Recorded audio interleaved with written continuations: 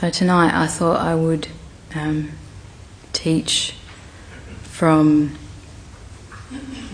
Buddha's wisdom teachings, the teachings on the true nature of reality.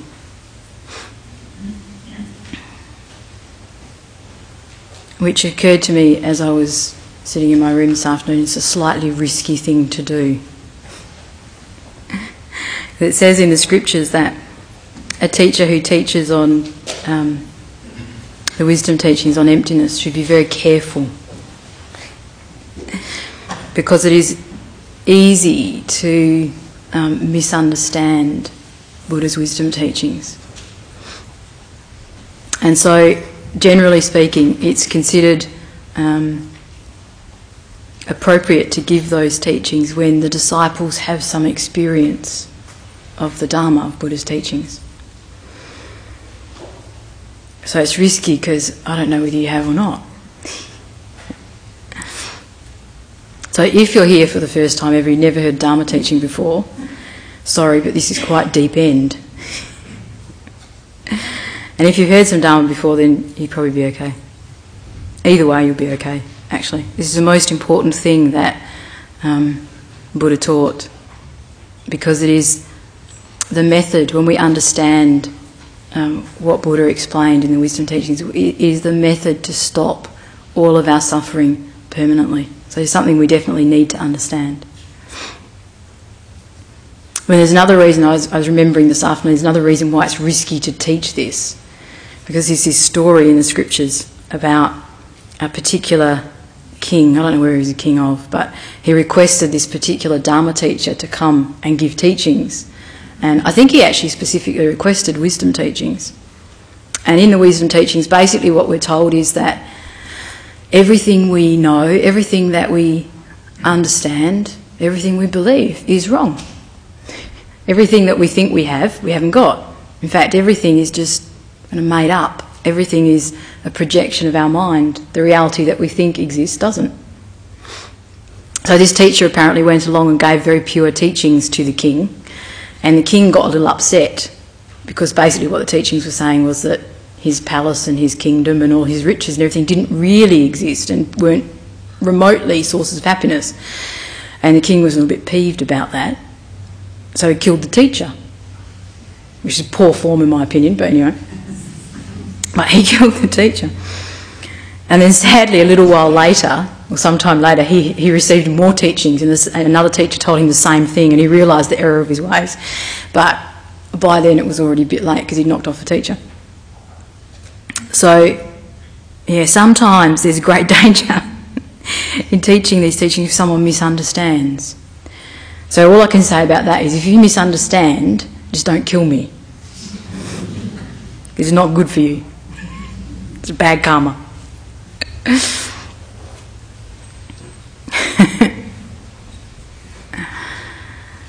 So in the King of Concentration Sutra, Buddha said, in a dream, a girl meets a boy and discovers that he is dying.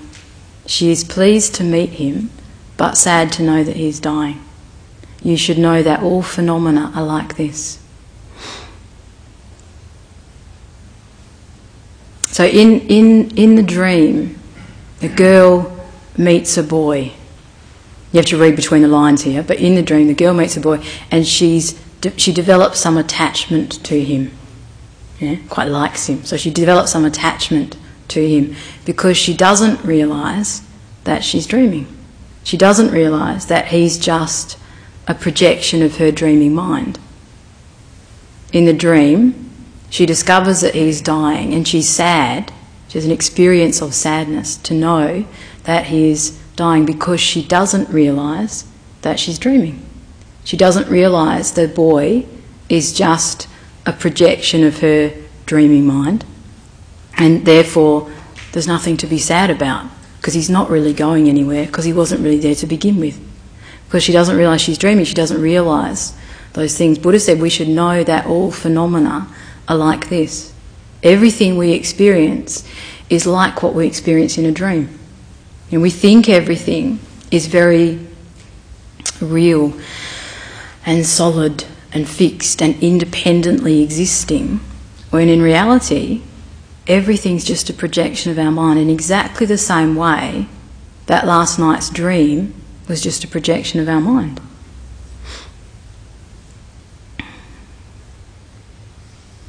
So it's important for us to understand this teaching, to understand that everything is a projection of our mind, because we presently believe something different, and what we believe is the source of all of our suffering and problems. Like all of our, every part of our suffering, every kind of suffering we experience because we have a particular view. We hold tightly to a particular view of reality, and that view is wrong. So the view of reality that we hold is that things exist independently. Things exist from their side. Like, we believe what our senses tell us. You know, it seems to our senses, doesn't it, that there is a world out there, like waiting for us to experience it. Like you came here tonight expecting this temple to be here. Like there's this external reality that is this temple, and you just have to walk in it. Now that view, which we can call self-grasping, is a mistaken view. Because nothing exists as an independent entity. Nothing exists separate from mind. Buddha said, mind is the creator of all things. There is no creator other than mind. Everything that we experience is a projection of our mind.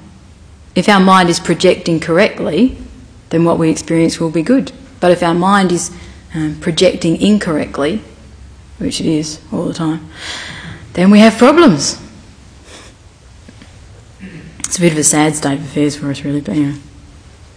So we hold this particular view that ourselves, other people, the objects around us, even the sensations and feelings we experience, everything is an independently existing experience or reality. It's like we believe there is an objective truth. You know, we believe that, don't we? It's like it's the reason we have arguments with people, isn't it? Because we think we know the truth, and they've got it wrong. We think there really is a truth. Yeah? If you ever have to mediate a conflict with two people, I have to do this sometimes in Dharma centres. People come to me and they explain their side of the story, and they're absolutely convinced that they have the objective truth. It is like that. They are like, this person is like that, and this situation is like this. This is what actually happened objectively. And someone else will come in and tell the same situation completely differently, and they've got the objective truth. We have this experience all the time, don't we? And the reality is there is no objective truth, and yet we believe so strongly, we grasp so strongly, hold so tightly to that being the case. That's completely wrong, and it's the basis of all of our suffering. You know, we believe that the things around us, and in fact we ourselves, exist independently, separately from our mind. And that's the source of all of our problems. You know, we observe this body and mind, and we think I. But it seems to us like there is just an I existing, that like there is a self here that is just me. It just exists, self. And because of that, we make a distinction between self and other. There's self here, it really exists independently, and everything, all the rest is other.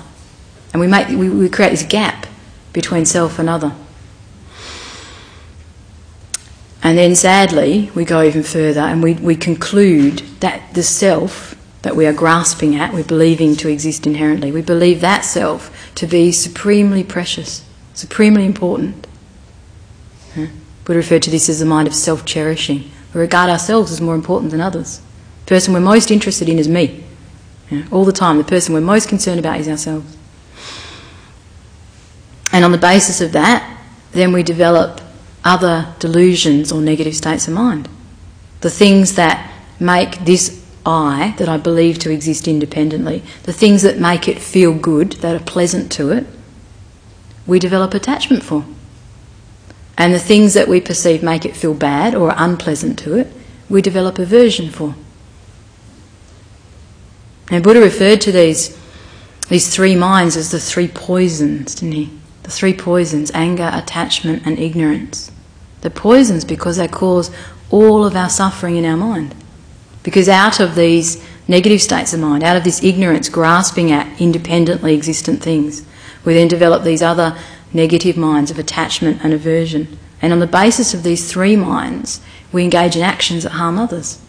Now, out of attachment, we may want something, maybe that belongs to someone else. But with a strong mind of attachment, we'll take it, we'll try to take it. And so we accumulate negative karma.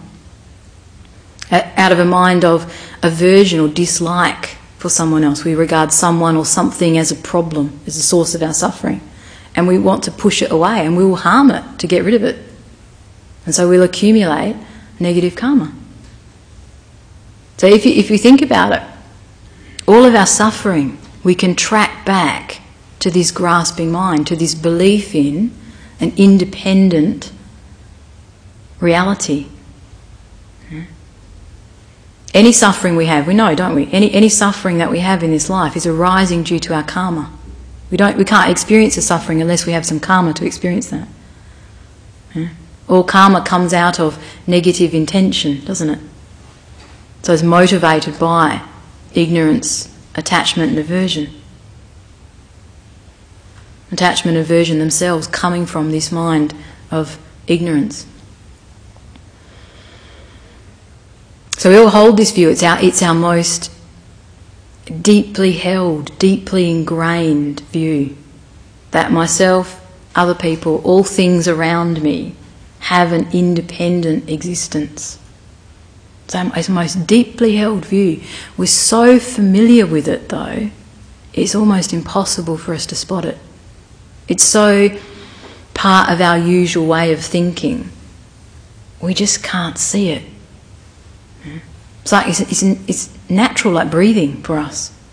And we look around us and it seems to us like objects exist outside of us, completely separate from us, doesn't it? Like you look around this room, it seems like everything here just exists completely independently of our mind. We don't think for one moment that we created this reality, do we? We don't think that.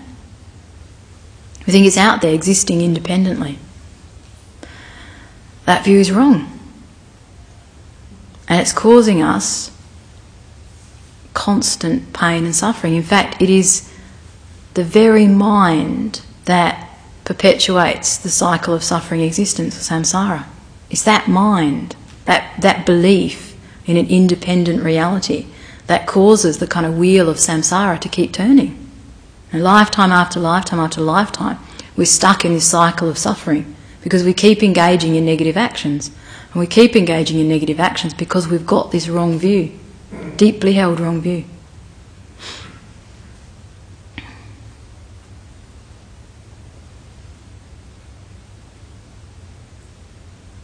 So generally when we start to tackle this view that there is an independent reality, then there are a couple of ways to start to kind of tackle this mind or loosen this mind up. Literally, like it's referred to as self-grasping. Is that there's a tight mind, it's a grasping mind. It's holding on to there being this fixed, independent reality. It's a very, very tight mind. It's not relaxed mind at all. It's no wonder we're so tense all the time because we're constantly grasping at this independent existence out there. It feels to us like, doesn't it, like there's a world out there that determines how we should feel. Certain things seem to us to be just from their side good, don't they? And there are other things that just seem to us from their side to be bad. It's almost like if we assent to this view that there is an independent reality out there, we're assenting to the view that stuff out there determines how I feel. It's ridiculous, really. How can external stuff, people and places and things, external objects, how can they produce an internal feeling? And yet we believe that very strongly. We believe strongly there are certain things that just are sources of happiness, and there are other things that are sources of suffering. You can know that we hold tightly to this view because we're shocked, aren't we, when someone disagrees with us. When we think something is a true source of happiness and someone else says, I don't like it, we're shocked. It's a clear indication, isn't it, that we're grasping at a particular idea, a particular reality being a certain way. Otherwise we wouldn't be surprised by that. Now, I'm constantly surprised by the fact that some people like Brussels sprouts. It's a constant source of fascination to me. But I wouldn't have that mind if I didn't have grasping. From my side, Brussels sprouts look to be inherently bad. They're foul, aren't they? Don't you think? I'll do a little survey later. I just think they're revolting. You know, from my side, from my view, there's an objective reality. Brussels sprouts are disgusting. There are other people who think, oddly, clearly wrong, that Brussels sprouts are good. Even if people go on to me about I'm just cooking them wrong, they tell me. Everyone's always giving me this advice about how to cook them, so I like them. So I'm not interested. They're gross.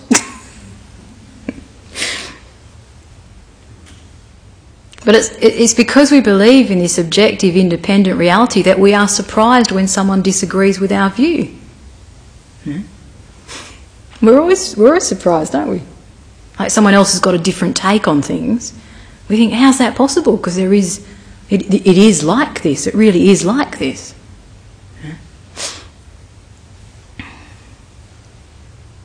So Buddha said that what we need to do to help us to realise the true nature of things, which is that things are actually a projection of our mind, we make it up.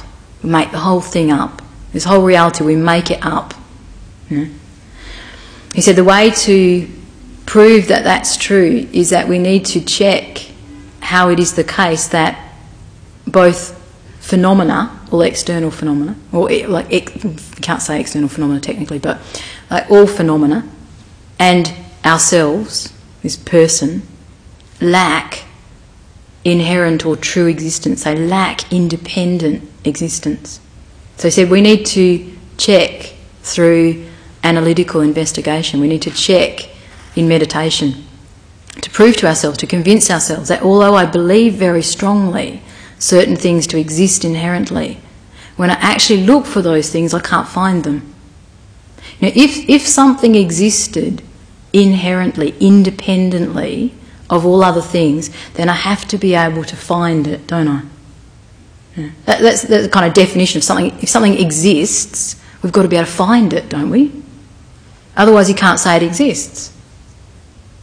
So if something exists independently, then I have to be able to find it.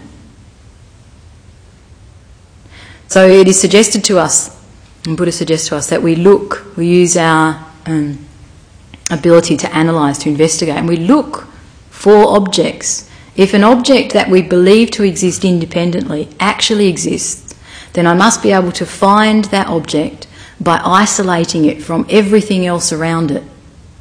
I must be able to find that object without finding anything that is not that object.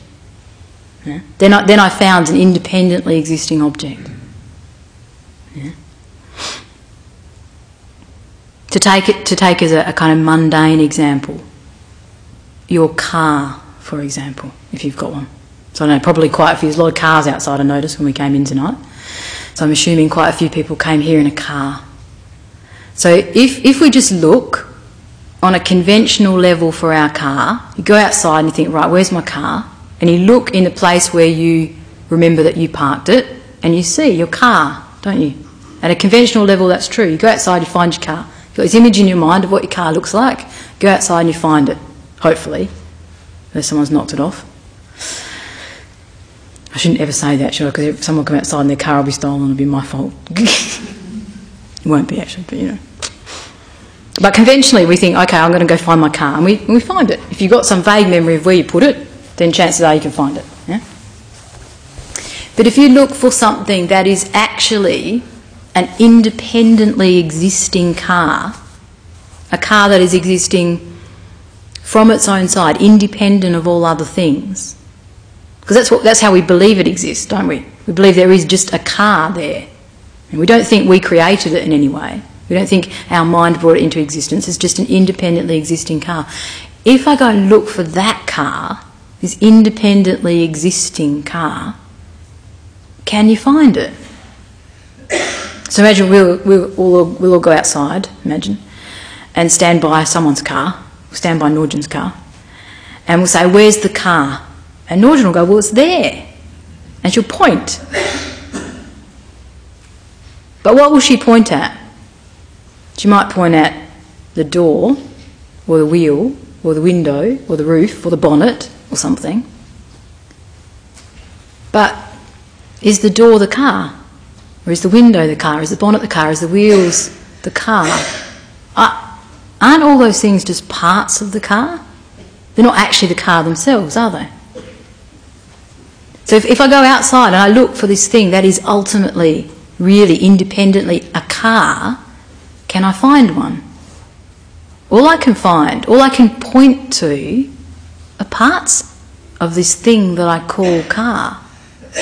But can't actually point to something that is actually a car, can I? Because we wouldn't agree, would we, that the parts of a car are a car itself, would we? You know, you don't. If I just gave you a door, said there's your car, you probably wouldn't be all right with that, would you? Like I have all these images of those movies where someone's car gets stolen, they get back a stripped car, and they've just got what's the metal frame bit called, and a couple of seats or something, and nothing else left. And they're not happy, are they? Because it's not their car. If you went outside and all that was left was a door and a wheel and a window, you wouldn't think, there's my car, would you? You think something else entirely differently. Probably something I can't say while I'm sitting up here. You wouldn't think that's your car, would you? It's just parts of the car, it's not actually the car. I mean, if it was true that the door was the car and the wheel was the car and the window was the car and the bonnet was the car, that would mean I had lots of cars, wouldn't it? I had loads and loads of cars. So maybe we think, well, you know, what you do is you get a whole group of things like the bonnet and the wheel and the doors and the windows and the stuff, motor, things like that. You lump them all together and then you have a car. But that's just a collection of parts, isn't it? That's just a collection of things that are not cars. Like if the door isn't the car and the wheel isn't the car and the window isn't the car and the boot and the bonnet and all those other bits, they aren't the car. They're a whole pile of things that are non-cars. How can I put them together and say, car? All I've actually got is a collection of non-car. Haven't I? So where really is the car? Like if the car truly exists from its own side as an independent entity, I have to be able to point to the car without pointing at anything else. Can you do that? You can't, can you? You can't point to the car without something else appearing. It's true that if you can find this thing that is the car without finding anything that is not the car, then it stands to reason that I could take away all the parts of the car, because I've already decided they're not the car. I could take away all of those and I'd be left with a car. It's true, isn't it? That's how logic follows, isn't it? If all those parts are not the car, well, take them all away and I've still got a car. You'd have to have quite a good imagination, wouldn't you? Doesn't work, does it?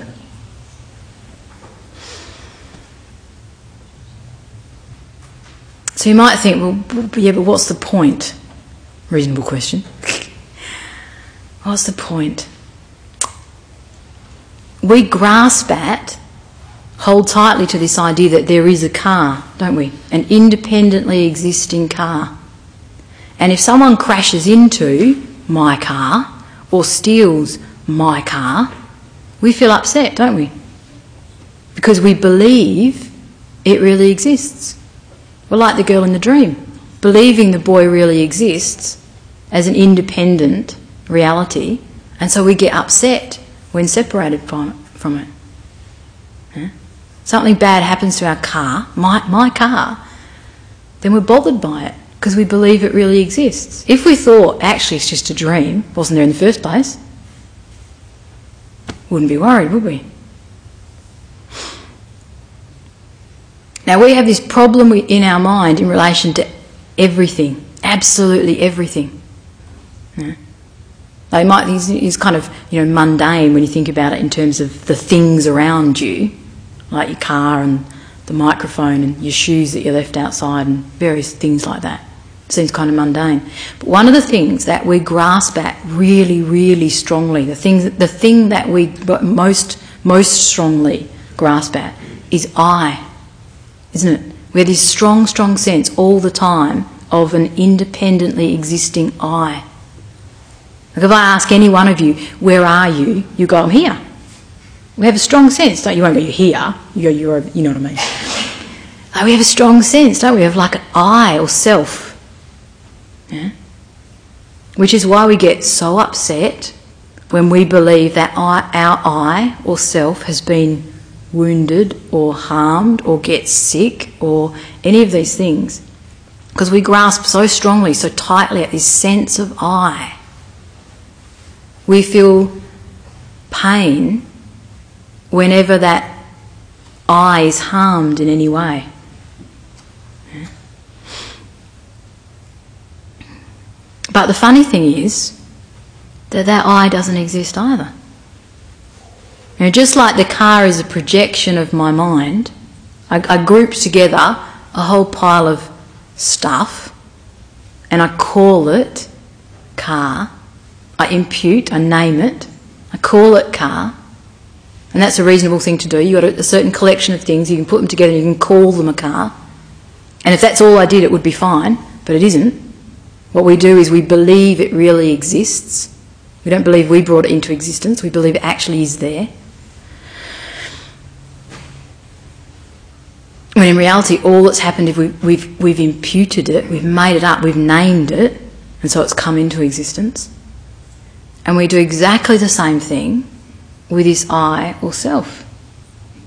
If you go looking for this thing that is an independently existing self or I, you can't find one. And yet all the time, every moment of every day, we are so concerned about this I, aren't we? Constantly concerned about whether it's comfortable, whether it's happy, all these things, all day, every day, checking, always. How is my I now? Yeah. Am I happy with this? Am I comfortable with that? Am I bored? Is she nuts? What's this all about?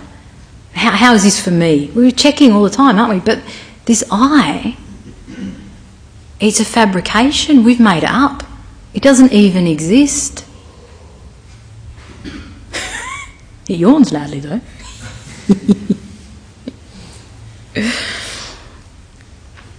If you go looking for an independently existing I, and that's what we believe exists, we believe that there is an I, an independently existing I that exists strongly. If you go looking for it, you can't actually find it. It's like the car. All you'll actually find is an absence. Yeah? Like we can think, okay, well, if there was an I, if there was a self, a real I, a real self, if there really was one, where would it be? It would either be this body, or the mind, or the collection of the body and the mind, or something entirely different.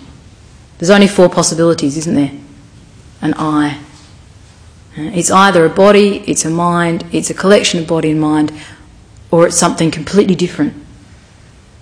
If it isn't in any of those things, then it doesn't exist. If it exists, I have to be able to find it without finding anything that's not it. Yeah? So if the I,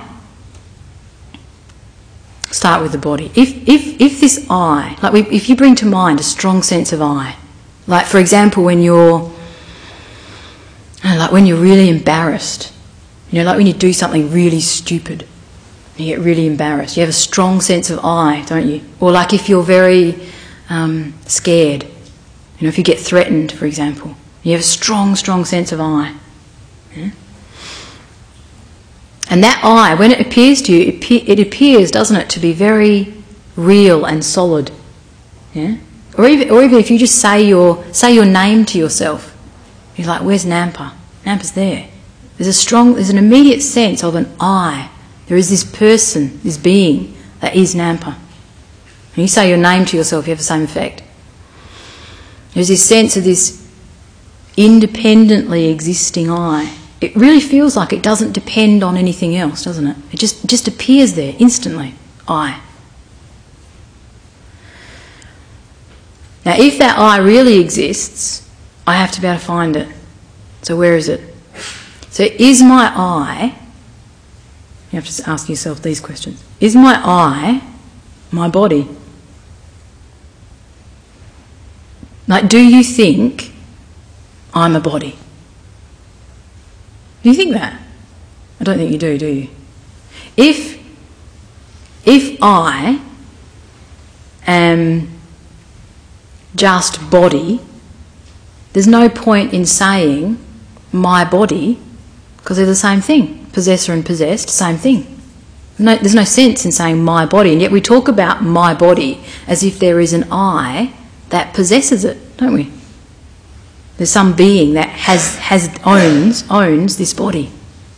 So it indicates that we don't think our I and our body are the same thing. If our I and our body are the same thing, it means rebirth isn't possible. Because when your body dies, I is over. Finished. End of story. No rebirth.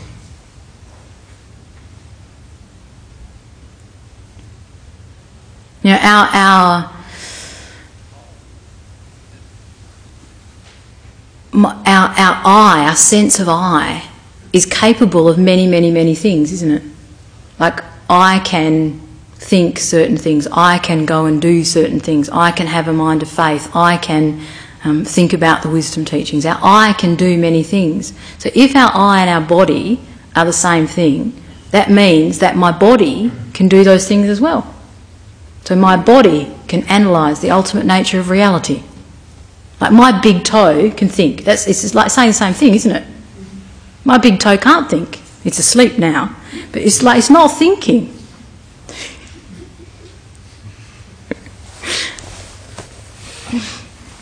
So our eye is not our body, is it? You don't just think you're a body, do you? It'd be a bit strange if you did, I think. We don't think, when we think I, we don't think, I'm just a body. We don't think that.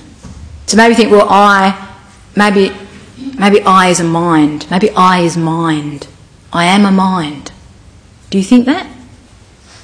If you were a mind and you didn't have a body, would you still think you were an I?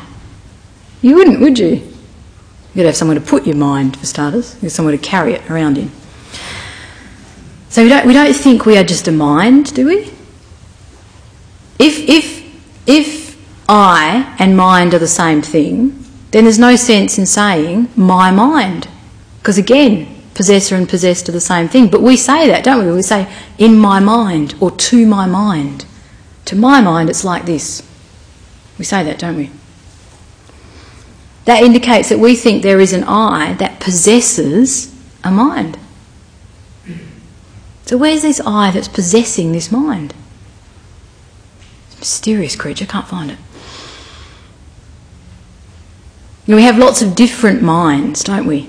We have happy minds, we have miserable minds, we have bored minds, we have interested minds, we have analytical minds, we have sense awareness, we have all sorts of minds, don't we? That would mean I've got lots of eyes, wouldn't it? If my I is my mind, then every different mind is another I. That means I've got loads of them. How many eyes have you got? You've only got one, haven't you? When you have a sense of I, don't you just have a sense of having one I? There is this one I or self that is me. Huh? We don't think we've got lots. So the fallback that we all come to, of course, is the idea that, well, actually, what I am is a collection of body and mind. It's obvious, isn't it? So we think. I must be a collection of body and mind. So we've already decided that body is not I, and mind is not I, So how can I lump together a whole lot of stuff that are not I's and call it I? I mean, the only way I can do that, actually, is by imputation, is by conceptual mind thinking that collection of things is an I. But that just means that my mind's made that up. It's just my mind's labelled it, doesn't it? Isn't it? That's all that's happening. My mind's making that up. But you can't have a collection of non-I's and then call them I, because they're just a collection of non-I's. That's the same as saying I've got a collection of cows and I'll call it sheep. It's exactly the same argument, isn't it? I've got a collection, a whole lot of stuff that are not sheep, but because I've got lots of them, I'll call them sheep. That's daft, isn't it? No one would buy that.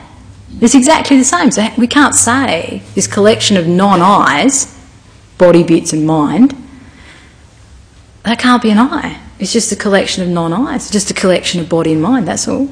It's not an I.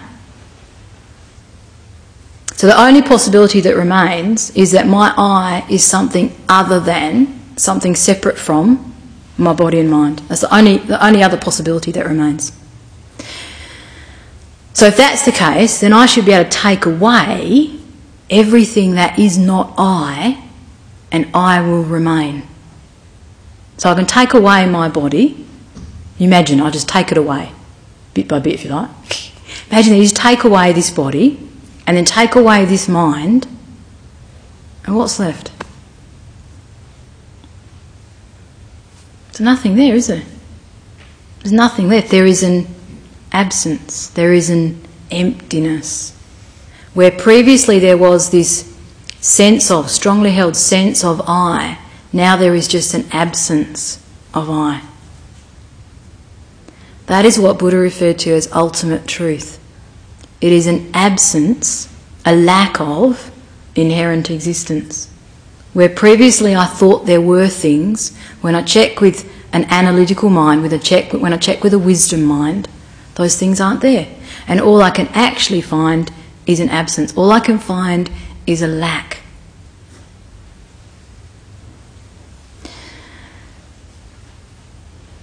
So if I can't find this I, who is it that's getting attached to things? And who is it that gets upset when things go wrong?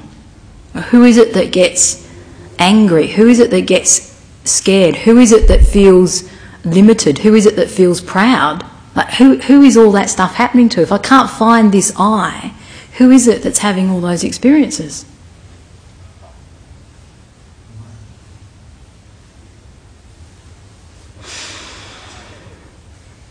There's nothing there. There's just an absence. There's no one having all those experiences. So they're not really happening, are they? They're just a projection of mind. That's all.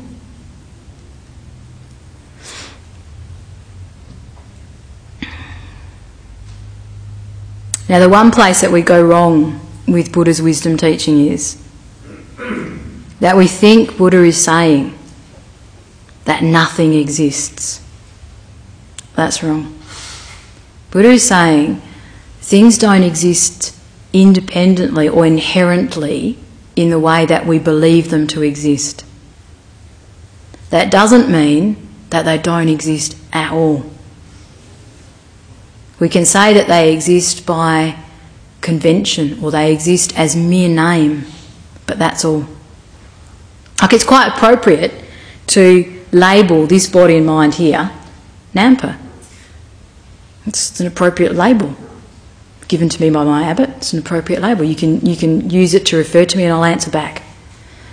It's an appropriate label, but that's all. There isn't actually anything here that really is independently Nampa. If you really go looking for me, you can't find me.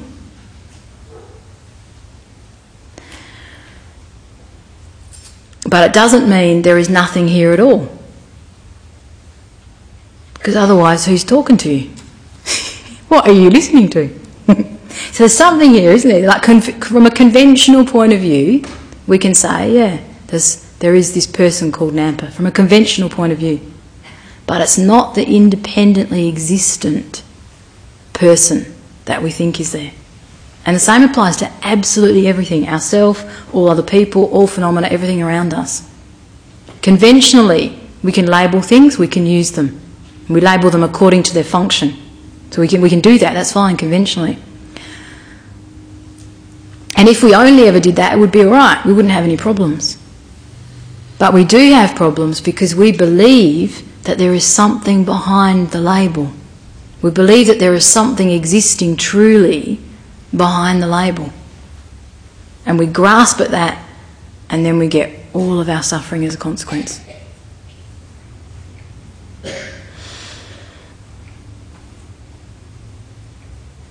The Buddha said that all phenomena are like dreams.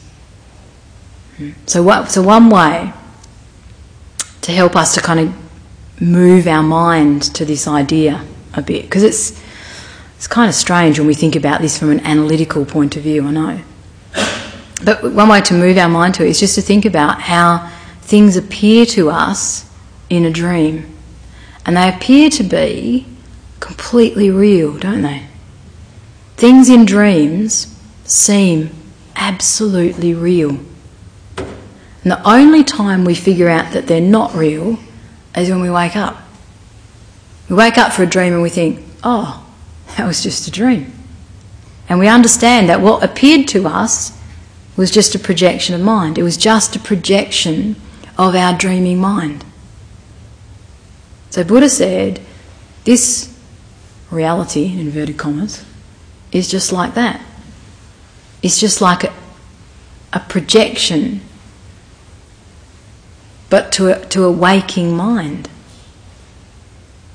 You know, it's really helpful to contemplate the analogy of a dream. You know, in a dream, it really does feel to us, doesn't it, that everything that we experience is completely real, doesn't it? Like in dreams, although dreams have some slightly different rules about them, don't they? Some odd stuff goes on in dreams from time to time, doesn't it? You know, that we just accept as like, oh yeah, that's just dream stuff. You know, strange things can happen in dreams. But everything seems to us to be completely real. Like in a dream, you can reach out and touch something and it feels solid. It feels real. You can touch another person can touch you, and it feels real. You can taste things in your dreams, you can hear things in your dreams. It all seems completely real. And yet it's just an appearance to mind. It's an appearance to a dreaming mind. You know, in your dream, if something scary chases after you, like some big monster appears and chases you, what do? Yeah, you run. Because in your dream, you believe it's real. If you didn't believe it was real, you'd probably turn around and do something different. But because you believe it's real, we take off, don't we? Leg it. Because we believe it's real. Buddha said there's no difference between this waking world and our dream. As we just believe this is real. We're just assenting to an appearance. There is an appearance. There is an appearance, and we assent to it. We believe it, just like we believed last night's dream. You know, Buddha means awakened one, doesn't it? It means they've woken up from the sleep of their ignorance. This analogy often used, like we're like people asleep. It's like there's this dream happening and we're believing it. When we become enlightened, we wake up, we go, oh, that was just a dream. And we will be, for the first time ever, totally relieved and relaxed. So we think, oh, I get it. I was making that up. None of that was real. You know, you have that experience. If you've had a bad dream and you wake up from the dream, you think, oh, thank goodness, that wasn't real. Like last night I had this dream that this monk that I know was giving this teaching really badly, and I had to sit through it. It was going on and on. And it was really boring. I'm like, oh, he's going to stop soon.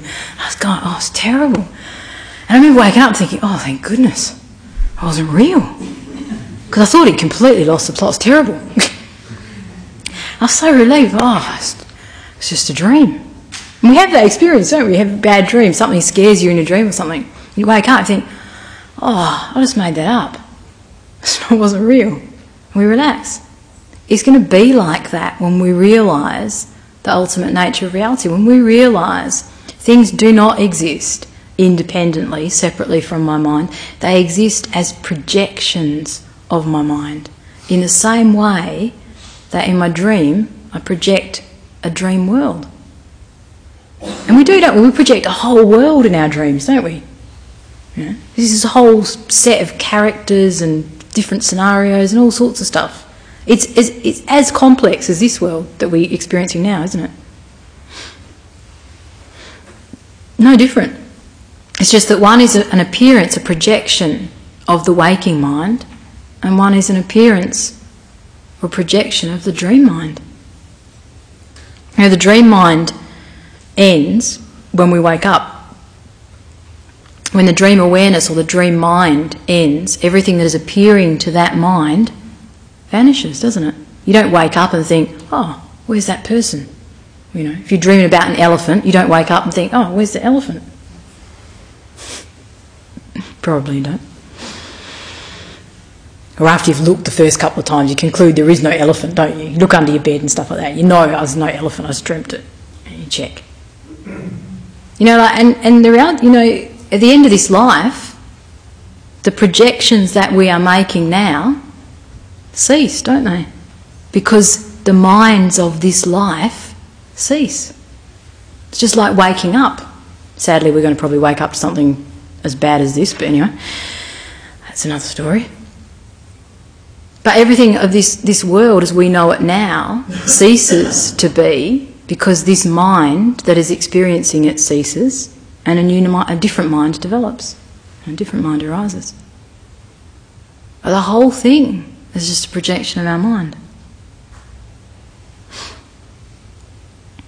So Buddha suggested that if we really want to understand these wisdom teachings, we want to understand the true nature of reality, that everything is projection of mind, nothing is an independently existing, nothing exists from its own side. If we really want to understand that, then we need to do some analysis. We need to meditate on this many, many, many times. Think about it. You know, using an example like ourself or I. You know, it's powerful to use that example because it's the thing we most grasp at. So we use an example like that. We meditate on over and over and over again over many years. It's not quick. You know, we get some intellectual understanding very quickly, probably. But to understand deeply, to have realisation, takes a long time. So we do this in meditation. We contemplate things like dreams as an analogy. You know, think about how it's true. You know, you can think about this every night as you go to sleep. I'm going to create this whole other world in my dreams, and in the morning it will cease to exist because the dream mind will end. So you can think about how your mind is producing these realities every night, or whenever you go to sleep. But it's producing these realities. So we can think about the dream analogy. And then also what we can do in our day-to-day life is just try to... Buddha said you can think two things. One is you can think everything is like an illusion or everything is like a dream. Now, either one of these things. In our day-to-day life, we try to hold this view. Everything I'm experiencing is like an illusion or like a dream. It appears that there is this independent, solid, fixed reality out there. It's an illusion. Yeah? So we just try not to assent to that appearance. Yeah? I used to have a post-it note on my wall that said, disbelieve that it's real. Just disbelieve it. You know, our senses will tell us that there is this independent reality out there, existing separately. Disbelieve it. Just don't believe it. It appears that way to our mind, but we need to educate our mind to understand differently. It's not actually how things exist.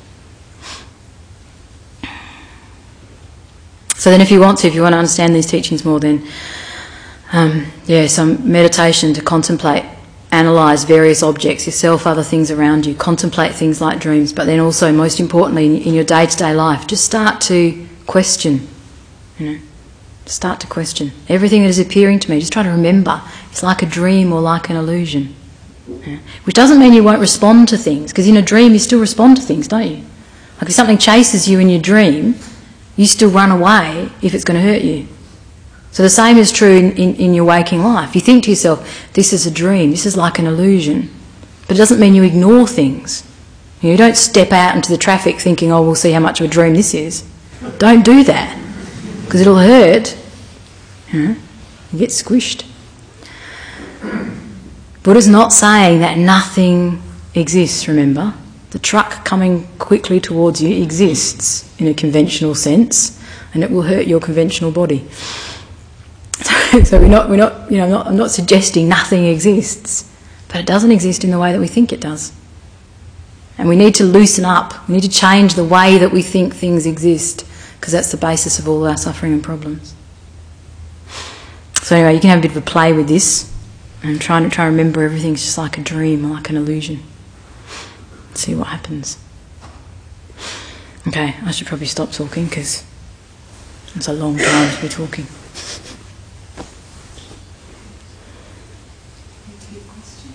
Can do. Yeah.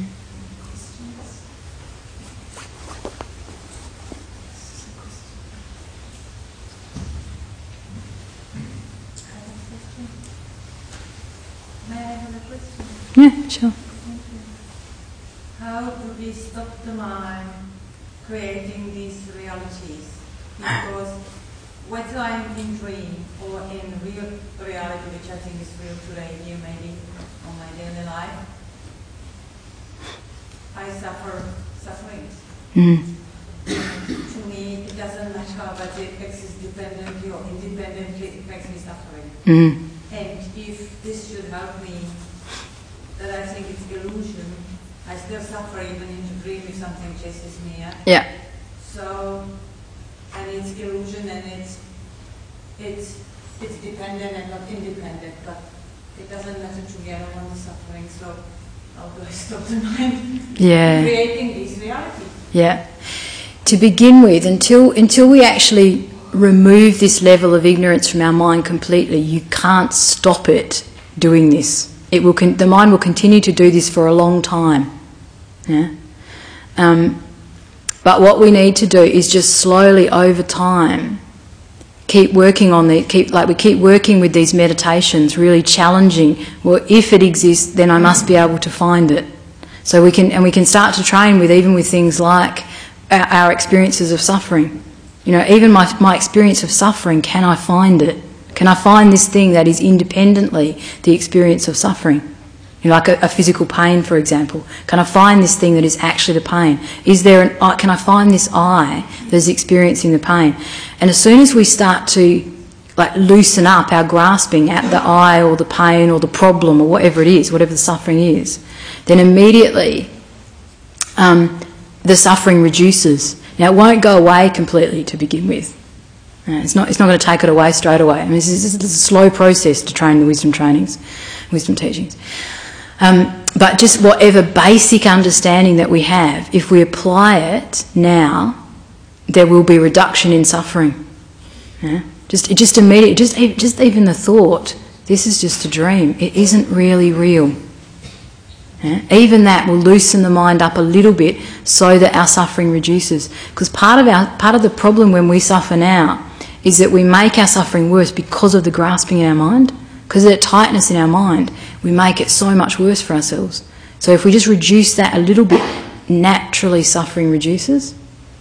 So there isn't a quick way with this. We have to train in it over a long period of time and just keep bringing that understanding that we have, that this is a projection of my mind. It doesn't really exist independently. We keep bringing that awareness in. Try to remember that. It's a dream. It's a projection of my mind. Yeah? It's like sometimes it's a bad dream, but it's just a dream. We just keep bringing that awareness in, and over time that loosens the mind up a bit. But it's not quick. It's not quick. You'll still experience some suffering for a while. And the reality is, while we're in samsara, we will continue to experience some suffering. It's inevitable. It's an inevitable part of samsara. Does that help?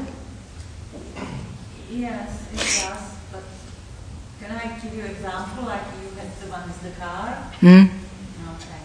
Well, if I don't want to go to work because it's suffering, and I want to stay at home or go swimming, then I'm going, okay, this is illusion. I am making this up. But it doesn't give me the opportunity not to go to work. Yeah, absolutely. Stop that anyway. So whether that work exists dependently or independently, it is still making me the suffering. Yeah.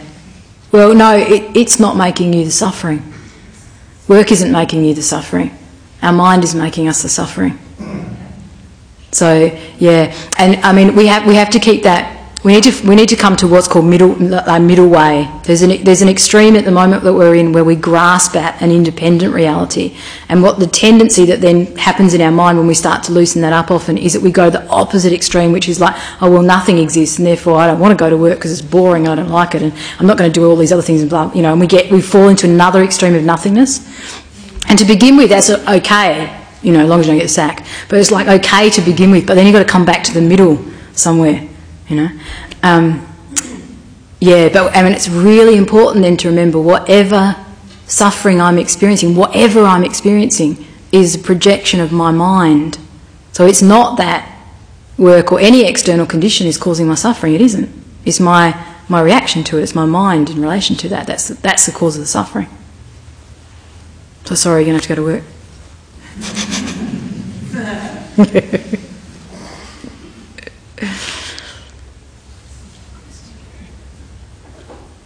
I would like to know if everything mind, everything is the mind, everything is the projection, there is no God. Millions of people worship Lord Buddha. Millions of people worship Lord Krishna, Jesus Christ. Thousands of saints, arahats, and all that. So I cannot understand if there is no individuality. We seem to be all worshipping non-existent people. Everything is just a dream. Everything just is our projection. Where do we stand then? Yeah, you're right though. Even Buddha is a projection of the mind. Even this teaching on emptiness, the ultimate nature of reality, is also a projection of the mind. Nothing exists. But from a conventional point of view, we can say Buddha existed, Buddha exists, Buddha taught, all those other teachers also taught. People, from a conventional point of view, we can say all those things exist. In exactly the same way that you can say from a conventional point of view, I'm here now talking to you. But it's not in that our mind is thinking that there is this independent reality, and that's not true. There is, there's a person here talking because we label it person. Or we label it Nampur, or we label it teacher, or we label whatever. But it's not existing independently from its own side. So we have to, again, it's about finding the middle way. At the moment we're in this extreme of grasping things to be inherently existent. Buddha is not saying nothing exists. He's just saying it doesn't exist in the way that it appears to us at the moment. So he's not saying that those teachers don't exist. He's not saying that, that there aren't people for us to follow and so on. But he's saying that things don't exist in the way they appear. They appear to exist as independent, inherent realities, and that's not true. But they do exist from a conventional point of view. They exist as mere name or mere imputation. So I can impute Buddha. It's correct to do so. But it doesn't mean that Buddha exists as an independent reality or an independent being.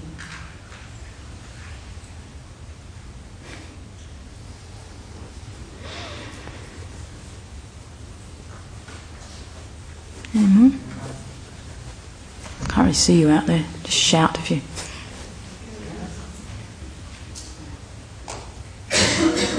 There's a question at the back.